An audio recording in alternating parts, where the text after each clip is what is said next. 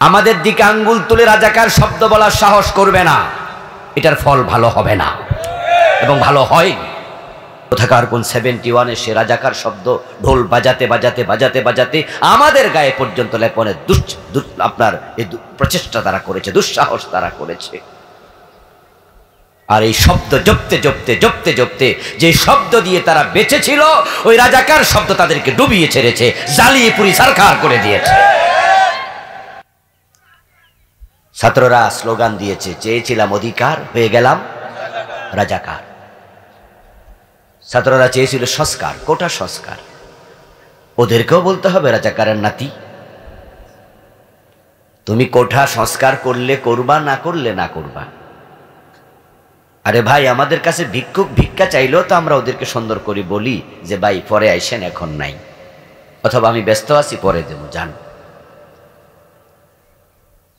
ওরা তো সরকারের কাছে ভিক্ষা চায় নাই, কোটা সংস্কার চেয়েছে, এটা তাদের নৈতিক অধিকার, এটা মৌলিক অধিকারের অংশ। উনি কোটা সংস্কার যদি না করতেন, না করতেন, কিন্তু উনি বলে দিলেন কি, মুক্তিযোদ্ধার সন্তানদেরকে চাকরি দেব না, রাজাকারের নাতিপুতিকে দেব। যেই রাজাকার শব্দ দিয়ে আমাদেরকে দমাইছিলাম, কোরআনের কথা বলতে দেও নাই, যে আলেমরা কোরআনের কথা বললেই রাজাকার বলে গালি দিতা, ওই তোমার মুখের রাজাকার শব্দ তোমাকে দেশ থেকে পালাতে বাধ্য করেছে।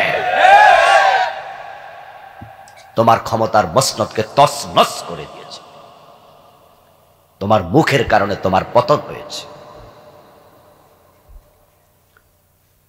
গজব এভাবে আসে নাই, কোরআনের কথা বলতে দেয়নি, হক কথা বলার পরিবেশ নাই। আপনাদের এখানেও তো আমি কথা বলতে পারি নাই, পুলিশের জ্বালায় পলাই গেছিলাম, মনে আছেনি আপনাদের? এখান দিয়ে আমি পলাই চলে গেছিলাম, ওখান দিয়ে আমি যেতে পারি নাই, কারণ পুলিশ ছিল সামনে, যদি ধরে আলা। কারণ আমরা তো গরু চুরি করছিলাম, ঠিক না? আমরা ডাকাতি করছি, এদেশে আমরা খারাপ মানুষ, এজন্য পুলিশ আমাদেরকে ধরতে আসছিল। আল্লাহর কোরআনের কথা বলা অবস্থায় পুলিশ আসে, কোন দেশে ছিলাম আমরা? মাহফিল করতে পারলাম না, অর্ধেক করে চলে যেতে হলো। আল্লাহর গজব এভাবে আসে নাই, বাড়াবাড়ির কারণে এসেছে, ঠিক কিনা? আমাদের 14 গ্রামে আমি 10-12 বছর মাহফিল করতে পারিনি। এই জন্য এখানে মাহফিলের জন্য আমাকে একজন ভিভিআইপি লোক এখানে প্রস্তাব করেছিল, যে মুজিব ভাই থাকে তখন ফার্ম গেটের পাশেই, ওনার যেই আপনার ওই যে সরকারি যে বাসভবন আছে, আমাদের সংসদ ভবনের সাথে যেই হুইপ ছিল তখন, কি ওই যে নেম ভবনে থাকে। তা আমার বাসাটা হলো ফার্ম গেট, আমার এখান থেকে 1 কিলো দূরে, বা 1 কিলোও হবে না।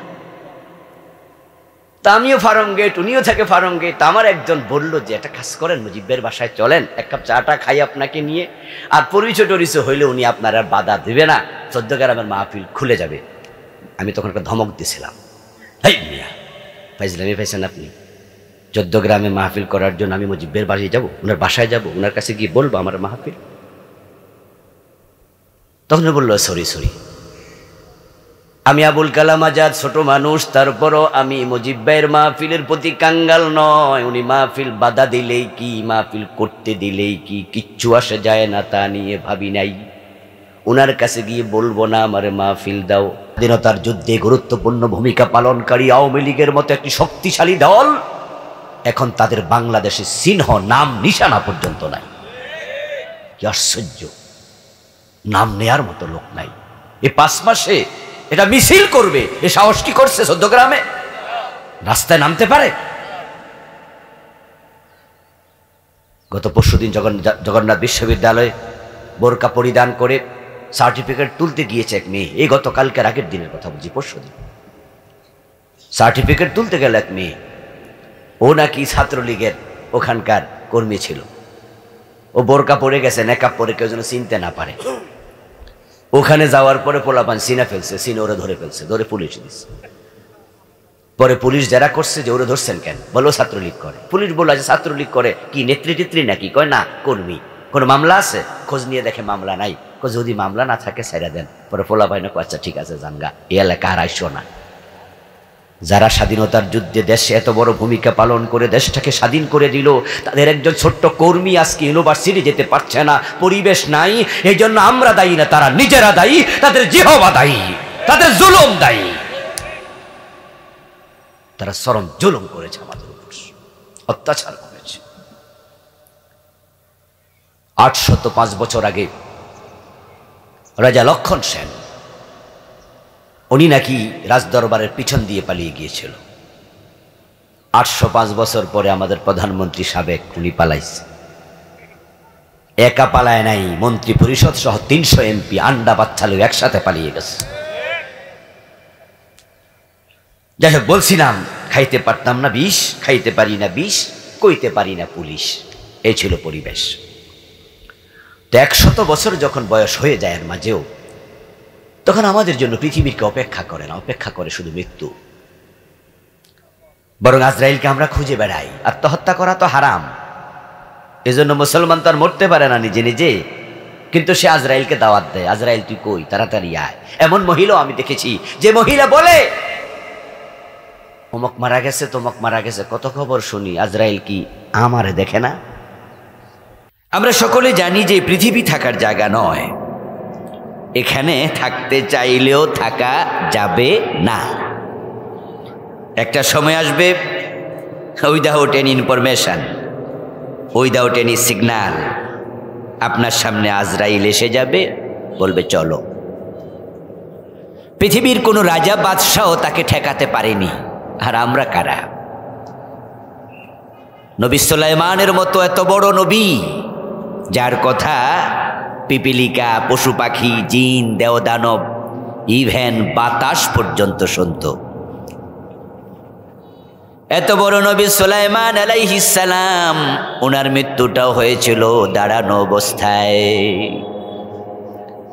পবিত্র কোরআনে পাওয়া যায় উনি লাঠিতে ভর দিয়ে দাঁড়ানো ছিলেন, আজরাইল তখন জান কবজ করে নিছে।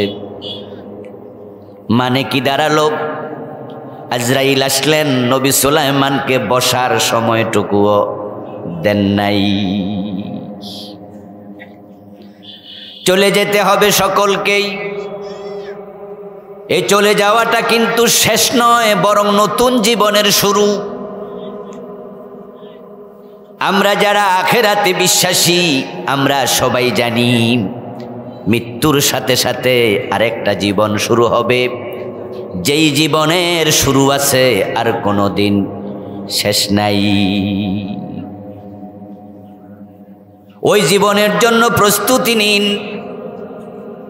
কে প্রস্তুতি নিল, কে প্রস্তুতি নিল না? আল্লাহ তাআলা এই প্রস্তুতির জন্য আমাদেরকে সময় দিলেন কিছুদিন, 30, 40, 50 বছর সময়। অতটুকুর ভিতরে প্রস্তুতি নিতে হবে। আল্লাযী খালাকাল মাউতা ওয়াল হায়াতা লিয়াবলুয়াকুম আইয়ুকুম আহসানু আমালা। আল্লাহ আপনার জীবন যেমন বানিয়েছেন, আপনার মরণও তিনি নির্ধারণ করেছেন।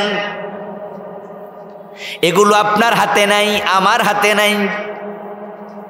আমাদের জীবনটা কচু পাতার পানির চেয়েও আরো অনিশ্চিত। আমি তো বলে থাকি, কচু পাতার উপরের পানি যদিও টলমল করে, এটা পড়ার জন্য কারণ লাগে, হয়তো জলীয় বাষ্প হয়ে উড়ে যাবে, বাতাস লাগবে, অথবা সূর্যের তাপে এটাকে নিষ্কাশন করবে, অথবা মৃদুমন্দ বাতাসের ধাক্কা লাগলেই কচু পাতার পানিটা পড়ে। কচু পাতার পানি টলমল করে বটে, কিন্তু পড়তে কারণ লাগে। মানুষের মৃত্যুর জন্য কোনো কারণও প্রয়োজন নেই। পরিপূর্ণ সুস্থ মানুষ মরে গেছে, আরেকজনের জানাজার নামাজে গেছে, যাওয়ার পথে লাশ।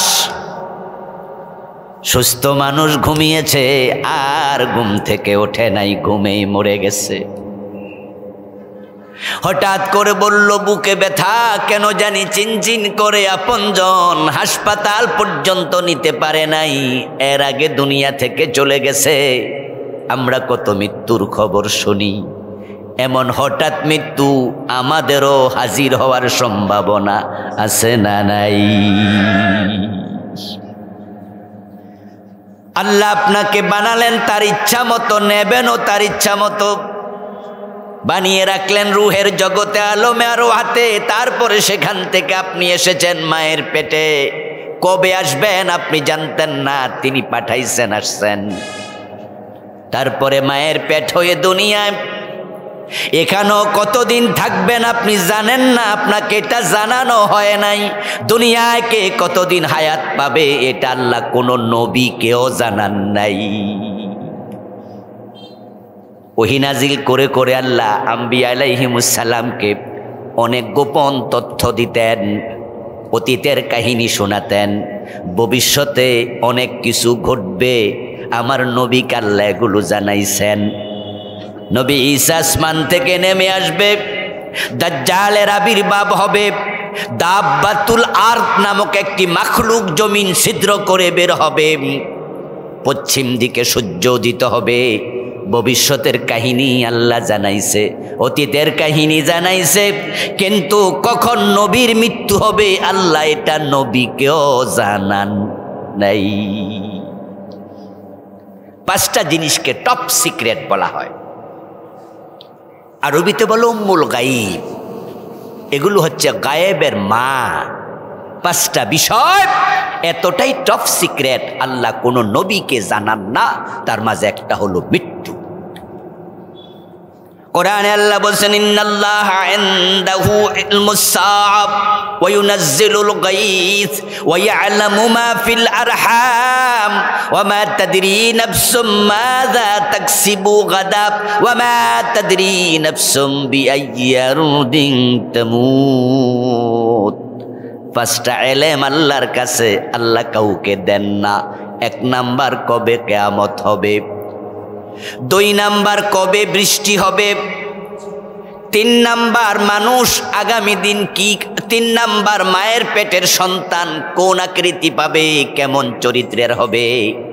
মায়ের পেটের সন্তানের ব্যাপারে মাও জানে না, কেউ জানে না।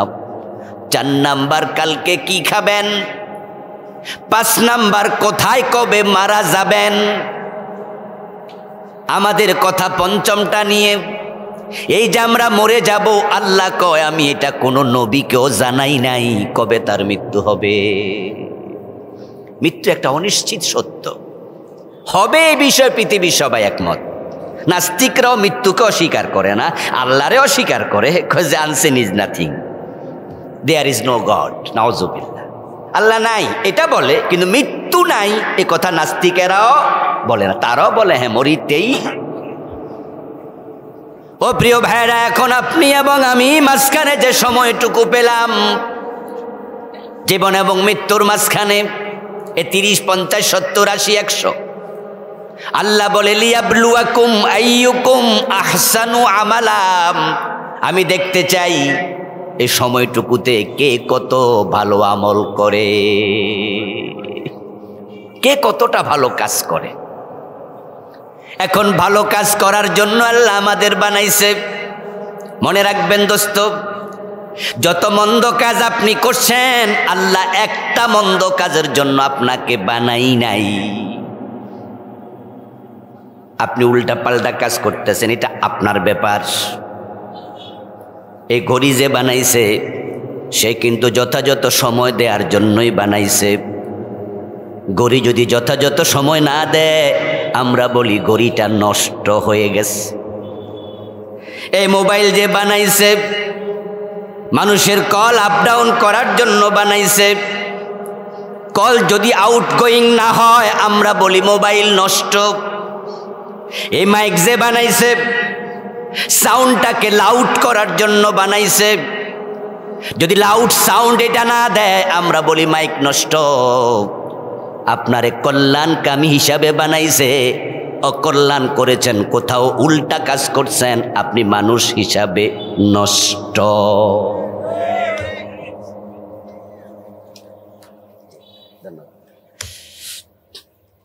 কোরআনে আল্লাহ বলছেন, কুনতুম খায়রা উম্মাতিন উখরিজাত লিন-নাস তা'মুরুনা বিল মা'রুফি ওয়া তানহাউনা আনিল মুনকার। আল্লাহ তাআলা বলেন, তোমরা সৃষ্টির মাঝে সেরা, তোমাদেরকে উখরিজাত লিন্নাস, মানুষের কল্যাণের জন্য বানাইছি। তোমরা পৃথিবীবাসীর সেবা করবে।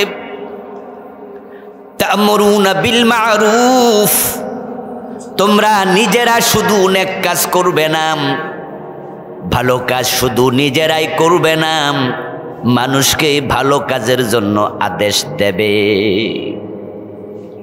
ওয়া তানহাউনা আনিল মুনকার, অন্যায় থেকে শুধু নিজেরা বিরত থাকবে না,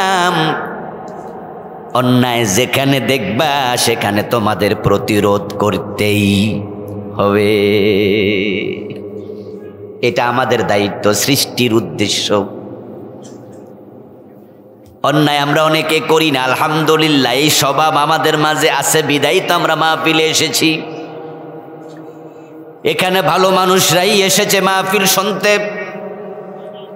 আপনারা নিজেরা অনেকে অন্যায় করেন না, কিন্তু প্রবলেম তো অন্য জায়গায়। আল্লাহ বলছে ওয়া তানহাউনা আনিল মুনকার, শুধু অন্যায় থেকে নিজে বিরত থাকা তোমার দায়িত্ব না, যেখানে অন্যায় দেখো সেখানে প্রতিরোধ করা তোমার দায়িত্ব। কিন্তু সমাজে অনেক ভালো মানুষ আছে, অন্যায় দেখলে এড়ায়া যায়, প্রতিরোধ করে না। ও দোস্ত, আপনাকে বাগানের মালিক নিয়োগ দিছে পাহারাদার হিসাবে। আপনি বাগানের পাহারাদার, আম বাগান, লিচু বাগান, মাসে বেতন আপনার 20,000 10,000। এখন যদি আপনার পাহারাদারি চলা অবস্থায় লিচু বাগানের লিচু এলাকার পোলাপান খায়ালায়, আম বাগানের আম অন্যরা এসে পাইরা নিয়ে যায়, তাহলে বলুন তো বাগানের মালিক আপনাকে যথাযথ বেতন দেবে নাকি চাকরিটা যাবে?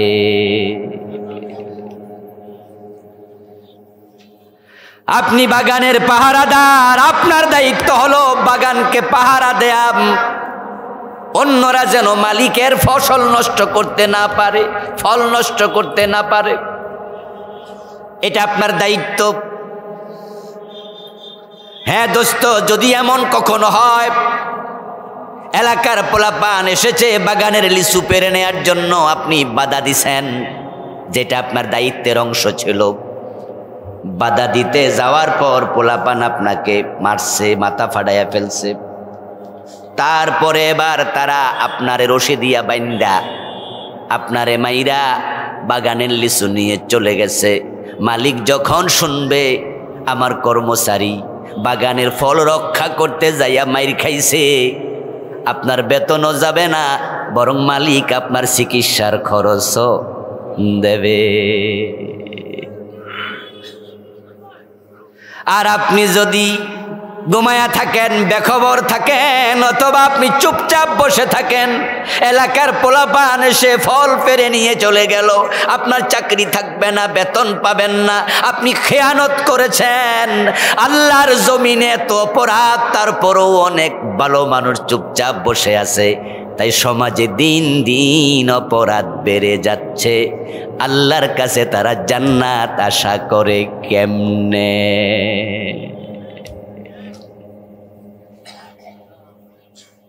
তা'মুরুনা বিল মা'রুফি ওয়া তানহাউনা আনিল মুনকার, অন্যায় প্রতিরোধ করো, বাধা দাও, এটা তোমাদের দায়িত্ব। একা একা জান্নাতে যাওয়া যায় না। একা একা জান্নাতে যদি যাওয়াই যেত তাহলে আল্লাহর নবীরা মাইর খাওয়া লাগতো না। উনারা মাইর খাইছে পাবলিকের কাছে, দিনের কথা বলেছে বিদায়। যদি উনারা ভাবতেন একা একা বেহেশতে যাওয়া যায়, ওদের কাছে ইসলামের কথা বলি, তারা আমারে ধমক দেয়, কবি বলে, গণক বলে, জাদুকর বলে, মিথ্যুক বলে, যা আর তোরার ডাকমুই না আল্লাহর দিকে, আমি তো আল্লাহর কাজ করি, আমার জান্নাত তো নিশ্চিত, তোরা জান্নাতে গেলে যা, না গেলে নাই। যদি নবীরা ঘরে বসে বসে ইবাদত করতেন, তারাও জান্নাত পেতেন না, বরং রেসালাত ক্যান্সেল হয়ে যেত। আপনাদের কাছে আমি একটু প্রশ্ন করতে চাই, নবীরা যে মাইর খাইছে, ব্যক্তিগত চরিত্র খারাপ ছিল? চান্দা চাইছিল? আমাদের দেশে তো চান্দা চাইতে যাইও মাইর খায়। নবীরা কি কারো জমি দখল করছিল? তাইলে মায়ের খাইলোটা কেন? আদম আলাইহিস সালাম, হযরত সুলাইমান আলাইহিস সালাম দুজন নবী ব্যতীত মায়ের খায় নাই, এমন আর একজন নবীও নাই। সবাই মায়ের খাইছে। আপনারা কয়দিন খাইছেন? আপনার কয়টা মামলা হয়েছে? পুলিশ আপনারে কয়দিন ধরছে? আপনি খুব নিরাপদে আছেন। সমাজে তো হাজারো অন্যায়। কারণটা কি? কারণ শুধু একটা, আপনি প্রতিরোধকারী না, বোবার কোনো শত্রু নাই।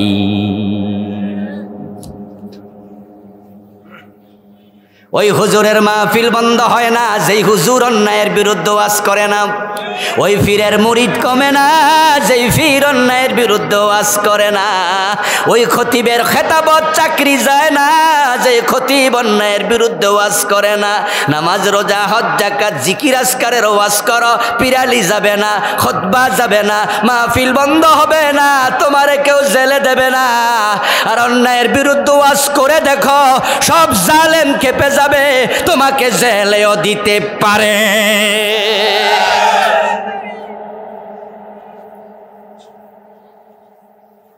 আল্লাহর নবীগণ কেন মাইর খাইলেন? ব্যক্তিগত কারণে তো নয়। ও প্রিয় ভাইয়েরা, রাসূলুল্লাহ সাল্লাল্লাহু আলাইহি ওয়াসাল্লামের মতো এত ভালো মানুষ, উনারও কাঁচা দাঁত ভেঙে ফেলেছে।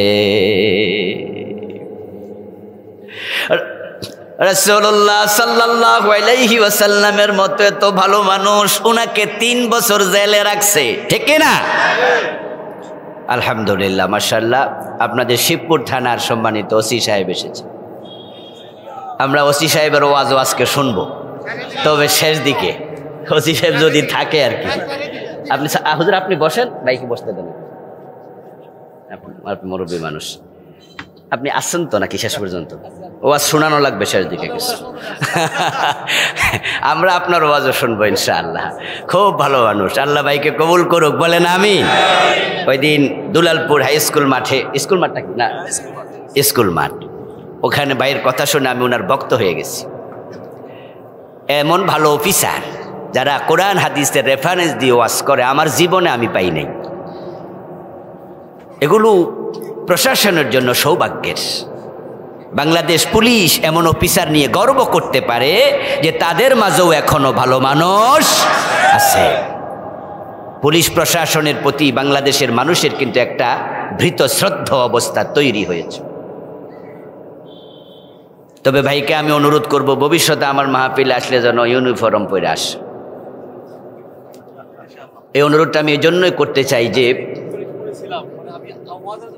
চেঞ্জ করে আসছেন, কারণ আপনাকে ইউনিফর্ম পরা অবস্থায় আমরা দেখতে চাই যে আপনি কোরআনের কথা বলেন, তাহলে মেসেজটা আরো ভালো যাবে, ঠিক কি না?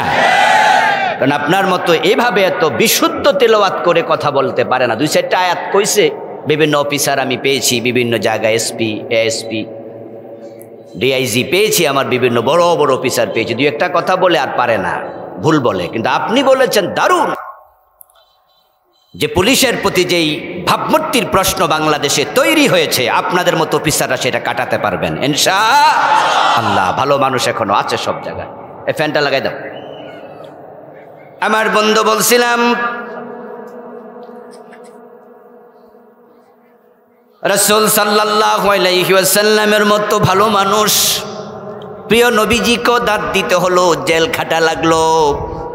এর কারণ হচ্ছে অন্যায় শুধুমাত্র নিজে না করলে চলবে না, সমাজের অন্যায় প্রতিরোধ করার দায়িত্ব আমাদের আছে। তা'মুরুনা বিল মা'রুফি ওয়া তানহাউনা আনিল মুনকার, তোমরা সৎ কাজের আদেশ দেবে, অন্যায় দেখলে প্রতিরোধ করবে। এটা শুধু পুলিশের কাজ নয়, এটা শুধু র্যাবের কাজ নয়, এটা শুধু সেনাবাহিনীর কাজ না, বরং প্রত্যেকটা মুসলমানের দায়িত্ব আসমানের মালিক দিছে, অন্যায় যেখানে প্রতিরোধ সেখানে। যদি আমরা সবাই মিলে অন্যায়ের বিরুদ্ধে সোচ্চার হতাম, তাহলে সমাজে এত অন্যায় মানুষ করতে পারত না। আপনি যদি অন্যায় প্রতিরোধ না করেন, তাহলে আসমানের মালিক বলবে তোমাকে দায়িত্ব দিয়েছিলাম অন্যায় প্রতিরোধ করো, কেন করনি? রাসূলুল্লাহ সাল্লাল্লাহু আলাইহি ওয়াসাল্লাম যখন জেলখানা থেকে বের হলেন, 3 বছর জেল খেটে তারপরে তিনি দাওয়াতি কাজ শুরু করলেন। আবার মক্কার লোকেরা এসে বলল, আব্দুল্লাহর বেটা মুহাম্মদ, তোমাকে জেল খাটাইছি 3 বছর, তারপরও আমাদের দেবতার বিরুদ্ধে কথা বলা ছাড়ো নাই, তোমারে আবার প্রতিরোধ করব। হযরত আবু তালেব রাসূলের চাচা এসে বললেন, আমি আছি ভাতিজা, তুমি তোমার আগের কাজ আবার চালাইয়া যাও। আবু তালেবের সাহস পাইয়া, প্রবোধ সান্ত্বনা পাইয়া রাসূল কাজ চালালেন। কয়দিন পর আবু তালেব ইন্তেকাল করলেন। এবার মক্কার কাফেররা আনন্দে নাচতে নাচতে এসে ঘোষণা করলো যে এবার বাসায় কে দেখব, আমাদের দেবতার বিরুদ্ধে একটা কথা আর সহ্য করা হবে না। মা খাদিজা রাদিয়াল্লাহু তাআলা আনহা রাসূলুল্লাহর সামনে এসে বলে, হুজুর, ও আমার স্বামী, আমি খাদিজা তো বেঁচে আছি। যেই লোকগুলো আপনার বিরুদ্ধে কথা বলে তারাও তো কুরাইশের বংশের লোক, আমিও কুরাইশের মেয়ে, তাদের বাপ চাচা নেতা, আমার বাপ চাচাও নেতা, পয়সা কড়ি আমার কম নাই, সব আপনার পায়ে ঠেলে দিলাম, আপনি আমার অর্থ করে ইসলামের জন্য খরচ করেন, দাওয়াতি কাজ চালান, আমি তো আপনার সাথে আছি। কিন্তু মাত্র কয়েক মাস যাওয়ার ব্যবধানে হযরত খাদিজাও ইন্তেকাল করলেন। প্রিয় নবীজি মনে হয় যেন দুটি ডানা ভেঙ্গে গেল, দুটি হাতই ভেঙ্গে গেল, ডানা ভাঙ্গা পাখির মতো এবার তিনি ভাবছেন কেমনে উড়াল দেবেন। মক্কার লোকেরা এসে বলে, মুহাম্মদ, এবার তোমাকে বাঁচাবে কে, আমরা দেখব। আল্লাহর হাবিব বললেন, ঠিক আছে, মক্কায় যেহেতু পরিবেশ নাই, আমাকে তো আল্লাহ তাআলা দুনিয়ার মানুষের প্রতি দাওয়াত দেওয়ার দায়িত্ব দিয়া পাঠাইছে, চুপ থাকলে তো চলবে না। মক্কা থেকে বেরিয়ে গেলেন তায়েফের দিকে, ভাবলেন সেখানের মানুষ দাওয়াত শুনবে। কিন্তু তায়েফে গিয়ে দাওয়াত দেয়া শুরু করতে দেরি, পাথর মারতে দেরি নাই। পাথরের আঘাতে জর্জরিত হয়ে ব্যর্থ মনোরথ মন নিয়ে, হীনবল মন নিয়ে রাসূল মক্কায় ফিরে আসলেন। এবার ভাবছেন কি করবেন, এবার কি করবেন। আল্লাহর হাবিব ঘরে বসে আছেন, আল্লাহ তাআলা বলে, ইয়া আইয়ুহার রাসূলু বাল্লিগ মা উনজিলা ইলাইকা মির রাব্বিক ওয়া ইন লাম তাফআল ফামা বাল্লাগতা রিসালাতাহু। আল্লাহ বলো, রাসূল, লোকজন আপনাকে মারে, এজন্য আপনি ঘরে বসে থাকবেন। আমি যে দায়িত্ব দিয়েছি রিসালাতের, যা প্রেরণ করেছি ওহী হিসাবে প্রচার করেন, না হয় প্রমাণিত হবে আপনি রাসূলের দায়িত্ব পালন করেন নাই। এখন রাসূল জীবনের ঝুঁকি নিয়ে দাওয়াত দিলেন, অন্যায়ের বিরুদ্ধে কথা বললেন। রাসূল তো আর আসবে না, সাহাবীরাও ফিরবে না। এখন দ্বীনের সে দায়িত্ব আমাদের কাঁধে আছে না নাই? এই দায়িত্ব আমরা কারা পালন করছি, কারা করছি না, এটা মনিটরিং করার জন্য আল্লাহ প্রত্যেক মানুষের গর্দানের ভিতরে ক্যামেরা ঢুকাইয়া দিছে। সূরা বনী ইসরাঈলের 13 এবং 14 যে দুটি আয়াত পড়লাম, এবার আসুন ওই দুইটি আয়াতের একটু সংক্ষিপ্ত তাফসীর করি। ওয়া কুল্লা ইনসান, সব মানুষ, আলজামনাহু, আমি অ্যাটাচ করে দিয়েছি, তাইরাহু, তার আমলনামার রেকর্ডার, ক্যামেরা, মেমোরি কার্ড, ফি উনুকি, তার গর্দানের ভিতর। সে যা করে আমি সব রেকর্ড করি, তার হারাকাত, সুকুনাত, নড়া চড়া, চুপ থাকা, তার হাঁটা বসা, কথা বলা, তার কাজকর্ম, প্রত্যেকটা হুবহু রেকর্ড করার জন্য আমি সবগুলো মানুষের গর্দানে ক্যামেরা ঢুকাইয়া দিছি। ওয়া নুখরিজু লাহু ইয়াওমাল কিয়ামাতি কিতাবা, আমি এই ক্যামেরা, এই রেকর্ডার কিয়ামতের দিন কিতাব আকারে তার গর্দান থেকে টেনে বের করব। ইয়ালকাহু মানশুরা, সেটাকে তার নিজের সামনে খোলা বইয়ের মতো দেখতে পাবে। আমরা যা করছি সব রেকর্ড হবে এবং সেটা আপনার হাতে আল্লাহ ধরাইয়া দেবে, কিতাব বানাইয়া, বই বানাইয়া, তারপর বলবে ইকরা কিতাবাক, তোমার এই আমল নামা এখন তুমি পড়ো। কাফা বিনাফসিকাল ইয়াউমা আলাইকা হাসিবা, তোমার আমল নামা পড়ে পড়ে আজকে হিসাব দেওয়ার জন্য তুমি নিজে যথেষ্ট, কোনো সহযোগীর প্রয়োজন নাই। মানে কি দাঁড়ালো? মানে দাঁড়ালো জীবনে যা করছেন সব হিসাব দিতেই হবে।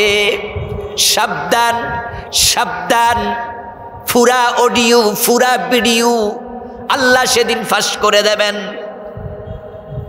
সচিত্র প্রতিবেদন, একটাও বাদ নাই। যারা পাপিষ্ট সেদিন তারা আফসোস করে বলবে মালি হাযাল কিতাবি লা ইউগাদিরু সগীরাতান ওয়ালা কাবীরাতান ইল্লা আহসাহা, কি আশ্চর্য আমল নামা, ছোট বড় যা করেছি একটাও বাদ পড়ে নাই। আজ থেকে 2-3 বছর আগে বাংলাদেশের একজন প্রতিমন্ত্রী, উনার এক সিনেমার নায়িকা